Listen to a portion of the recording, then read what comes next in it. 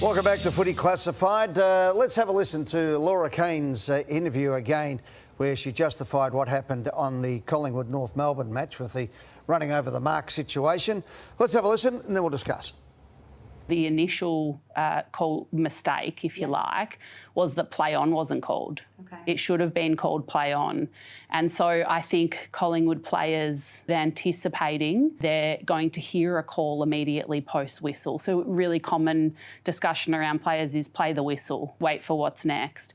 What's next didn't come quick enough. And so the confusion for those Collingwood players was what to do. As probably levels of confusion that sat with Bailey himself.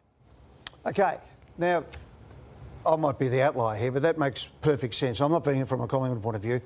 The umpire made the blue. It's as simple as that. But it should have been 50 because no whistle or stand or anything was called. So the players should anticipate that you're not allowed to run over, not anticipate going over. What did you think of the way it was presented? Maybe it needed some more graphics around it, but... Yeah.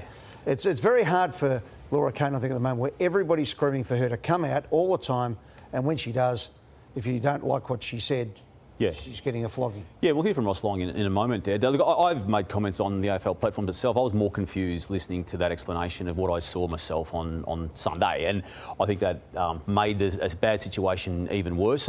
In the diary already before Sunday was a briefing of media people today, Ed. We were all taken through the in-match review system just to get a feel for it, the training of umpires, how that looks on a week-to-week basis, the medical assessments that are made in-match and the communication between medical people, Jimmy, and ground staff on the game, club staff, and also the virtual reality experience. So they've clearly made a commitment, Lotto, to be transparent in everything, and that's now starting to filter through. Whether it all comes together at some stage soon, I don't know, but they're endeavouring to do that. I just know there's going to be mistakes. We know that there's been mistakes for 100 years, so you don't expect them to be perfect. Players make a lot of mistakes, but I think it's the lack of consistency, which we're all frustrated about, the rule change.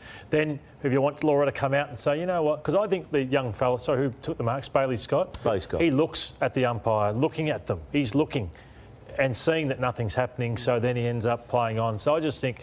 even the players, the Collingwood players, turn around thinking, is this going to be... Well, they're waiting for it because he did run off the line, which is another thing. The umpires have got to get over in those situations where players that now, if you're standing, they're cutting over here and getting a free run. That's not the idea. You've got to still be in line with the goal. You've got to be lined up. Yeah. So there's a little... I think there was a whole lot of issues that came together there, and ultimately everybody got everything wrong. Look, the endeavour is there to communicate with clubs, and we all concede and know mistakes are made, and one happened with Josh Dunkley on the weekend with the Brisbane Lions. So just before we go on, can I just say this? Once we get to... go with this. Let's have a look at this, Ed. So this tackle was considered a sling, and again, we all saw it at the time. It was a perfect tackle, wasn't it? I think it was close to a perfect tackle. I think when you look at it upon replay, there's almost a cushioning component to what happened there. And I think, to the AFL's credit, they did make contact with Brisbane and say that shouldn't have been paid that way. And I think that's a good part of the, as some people may say, over-the-top transparency. They are addressing issues on the run. Yeah. I think what we need to do, though, is now go, right, OK, put a line. OK, so whether you think Laura had a bad day, you do. OK, sometimes I sort of understand what she was trying to get across there.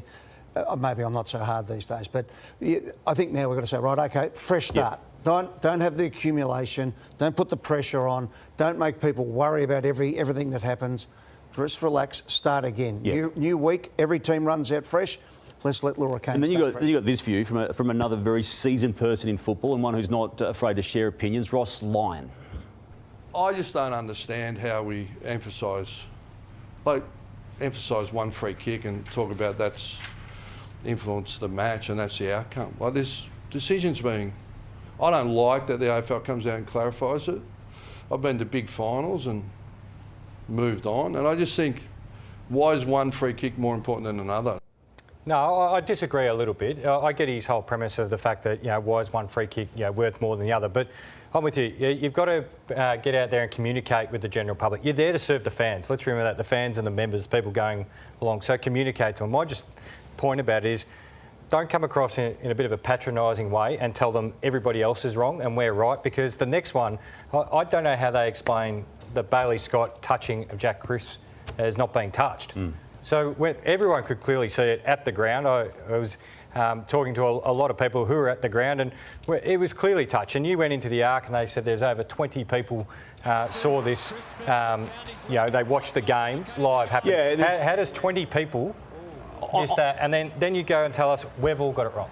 So that's the issue I have. Keep communicating because that's your job and that's what you're paid for. Can you categorically say touch that? Yes. Yeah, OK. Well, if you can, well, what I saw today, the communication should have picked that up. And they can slow it down to 10%, and if they need to go even deeper, they can slow it down to 5% of the normal 100% rate to slow it down to see a finger bend. And look, if that is, according to you, a touch, I'm surprised that wasn't picked up.